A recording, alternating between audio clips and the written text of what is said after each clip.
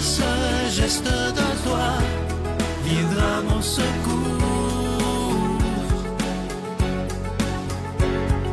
Viens semer dans mon âme le grain de l'amour.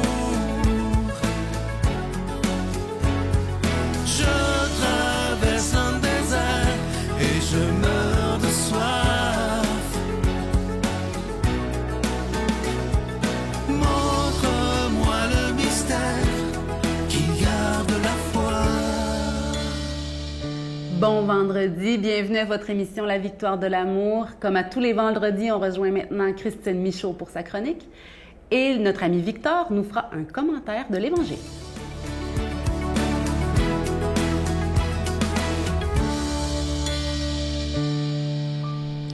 Bonjour! Cette semaine, je vous raconte une histoire, une anecdote de ma vie, mais une anecdote qui m'a vraiment enseigné une leçon en même temps. À l'époque, quand j'étais jeune, j'allais dans une école de filles, j'allais dire un couvent, un collège de filles, mais c'était des sœurs qui enseignaient pour la plupart. Et je venais pas, moi, en fait, c'était des filles que les parents faisaient beaucoup de sous en général, avaient, une vie riche, abondante, tout ce que vous voudriez, ce que j'avais en partie aussi, mais peut-être que différentes classes un peu. Et je me plaignais par moments. J'étais un petit peu victime. Donc, j'allais me plaindre à la sœur qui était responsable des filles qui se plaignent. Là, j'imagine, je ne sais pas trop, quand il y avait des chicanes entre les filles, etc. Et j'espérais donc qu'elle me dise « Bien, pauvre petite Christine, viens ici, là, je vais te prendre dans mes bras, puis ça va bien aller. » Et c'est pas ce qu'elle faisait. Elle me regardait assez sévèrement, puis elle me disait « Que ferait l'amour, Christine? » Que ferait l'amour quand on a 13-14 ans? C'est pas si évident de comprendre ce que ça veut dire et surtout d'y répondre. Ça m'a pris du temps. Aujourd'hui, j'ai compris. Ça a été quand même un lent et long processus. Mais que ferait l'amour? L'amour étant ce sentiment le plus puissant, le plus élevé qui existe. Bien, devant une situation que je suis en train de vivre qui me déçoit, qui me déplaît, qui me fait souffrir, que ferait l'amour? Bon, ça paraît poétique, c'est beau comme ça.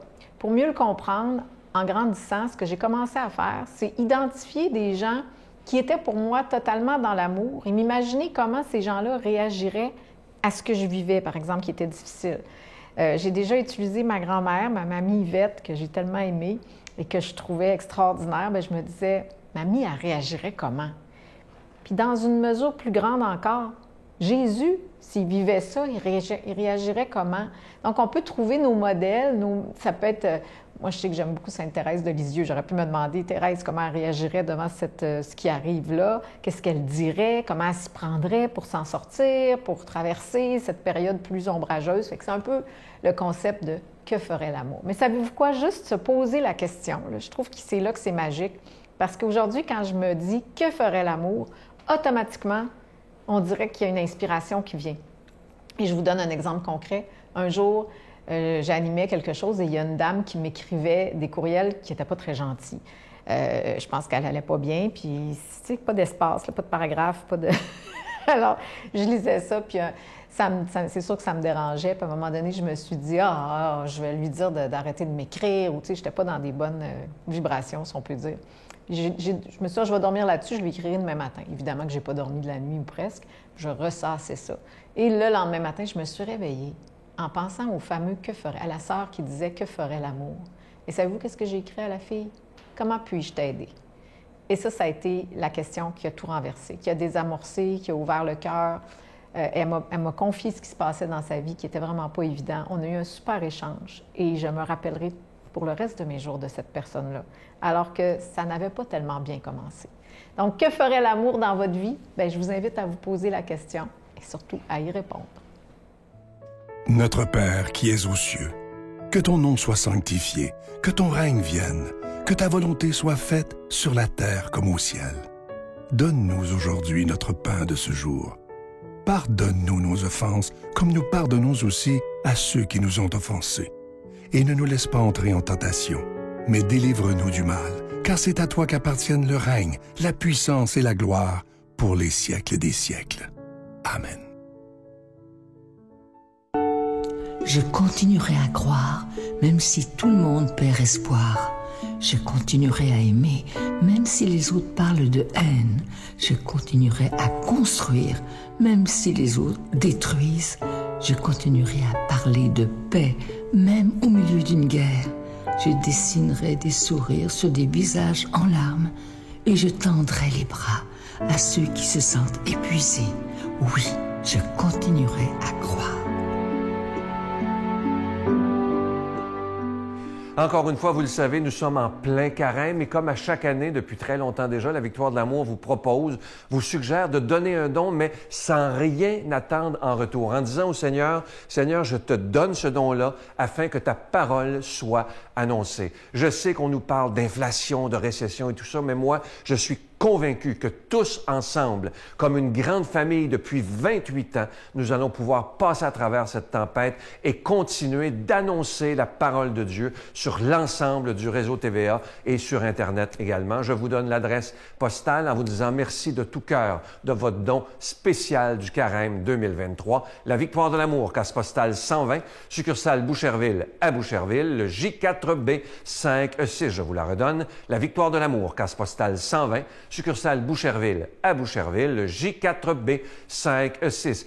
Également par téléphone, par carte de crédit du lundi au vendredi de 8h30 à 16h30 dans le 514-523-4433, 523-4433 ou sans frais le 1-888-811-9291, 1-888-811-9291 et aussi sur notre site Internet. Vous savez que c'est d'une façon très rapide, sécuritaire et efficace de faire votre don, le www.lavictoiredelamour.org. Je veux prendre le temps de vous dire merci de tout mon cœur de faire votre don tout à fait spécial du Carême en attendant rien en retour. Et moi, je suis convaincu que le Seigneur vous le rendra au centuple. C'est pas moi qui le dis, c'est sa promesse à lui. Alors merci de tout cœur de votre don spécial du Carême 2023.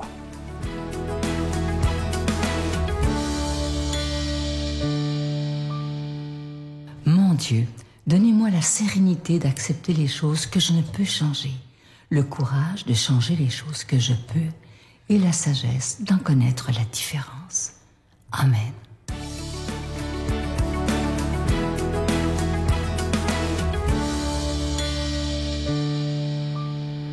Aujourd'hui, l'Église nous propose de méditer un passage de l'Évangile selon saint Jean. La fête juive des Tentes approchait.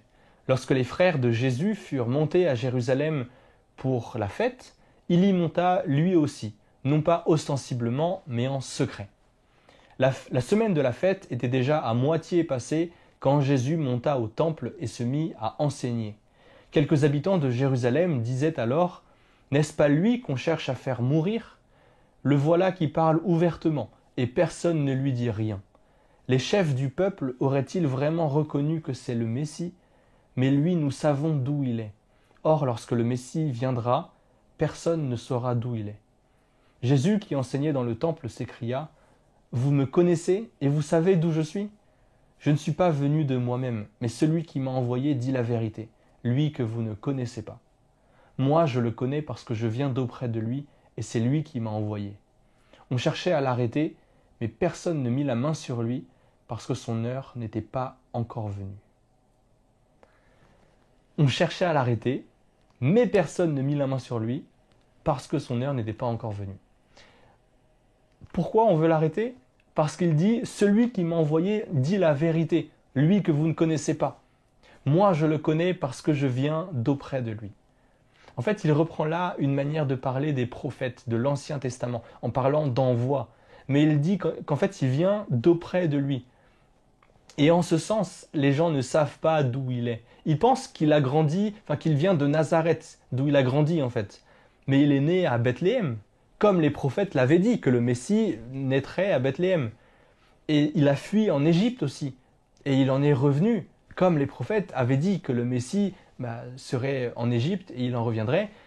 Et les gens là qui parlent à Jésus ne savent pas tout ça et ils essayent de l'arrêter.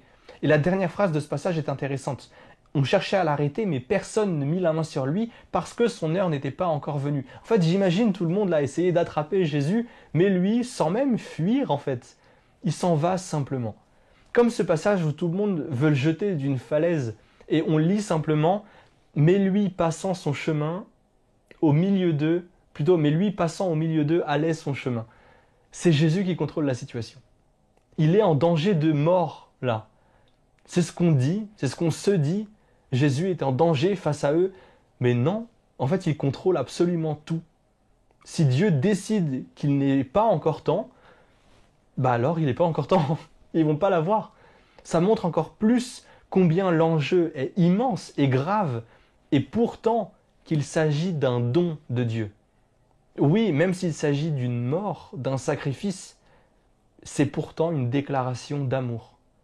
Et ce ne sont pas les bourreaux qui décident de quand ils verront ça. Et encore, beaucoup ne vont même pas voir l'amour qu'il y a derrière. Mais quelle puissance! Jésus contrôle. Pourquoi? Parce qu'il ne s'agit pas d'un moment de danger particulier où il faut fuir et se protéger. Jésus sait que ce dont il s'agit, c'est la raison pour laquelle lui, Dieu, s'est incarné. C'est Pâques dans quelques semaines. Efforçons-nous de voir tout l'amour qu'il peut y avoir dans ce don de lui-même que Jésus nous fait librement. Efforçons-nous de voir comment se manifeste la puissance de Dieu en même temps que son incroyable humilité. En fait, ce don, on le trouve constamment à la messe. On le médite dans la prière. Et puis, on le vit aussi dans le service. Il y a quelque temps, je vous avais aussi proposé de garder chaque jour du carême un temps de prière, et même chaque jour de nos vies en fait. C'est une bonne occasion de méditer aussi là sur ce que Dieu nous donne. On peut prier pour en voir la profondeur et la beauté, et pour que ça porte de grands fruits dans nos vies. Au nom du Père et du Fils et du Saint-Esprit. Amen. Je vous salue Marie, pleine de grâce. Le Seigneur est avec vous. Vous êtes bénie entre toutes les femmes, et Jésus, le fruit de vos entrailles, est béni. Sainte Marie, Mère de Dieu, priez pour nous pécheurs, maintenant et à l'heure de notre mort. Amen.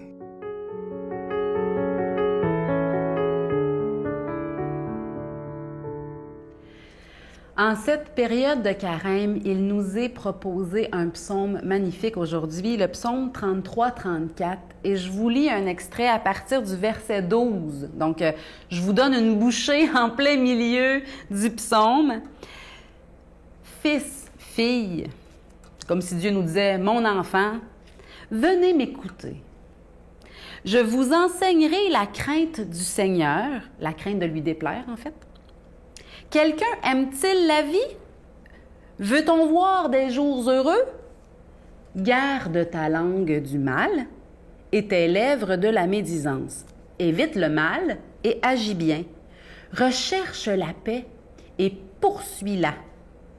Le Seigneur a les yeux sur le juste et l'oreille attentive à leurs cris. Le Seigneur affronte les malfaisants pour retrancher de la terre leurs souvenirs. S'ils crient, le Seigneur entend et les délivre de toute leur détresse. En cette période de carême, je trouve que c'est tellement à point. Tu veux des jours heureux? Profite de ce carême pour te détourner du mal, garder ta langue de la médisance, éviter le mal et agir bien, rechercher la paix. Quand on est troublé, c'est le temps de dire au Seigneur, Seigneur, je recherche la paix, là, je veux la poursuivre. Montre-moi comment faire pour atteindre cette sérénité, cette paix. Dans le trouble, tournons-nous vers Dieu. Lâchons prise sur ce sur quoi on n'a pas de pouvoir, comme le dit si bien la prière de la sérénité. Tournons-nous vers Dieu en cette période de carême pour qu'il nous lave de ce qui n'a pas d'allure et qu'on devienne des meilleures personnes, des personnes remplies de cette lumière de la résurrection. Et ça s'en vient, cette résurrection à Pâques. Bonne journée. Mais regarde comment on vit dans une abondance incroyable, mais mais j'ai pas ceci, mais c'est pas assez, et j'ai pas ceci, et j'ai pas cela. Hey, c'est beau ce que tu portes, non, c'est un vieux vêtement. Un jour à vivre, et je voudrais remercier mon père et ma mère pour m'avoir élevé, m'avoir appris à bâtir, à aimer. Ma famille qui me chauffe le cœur,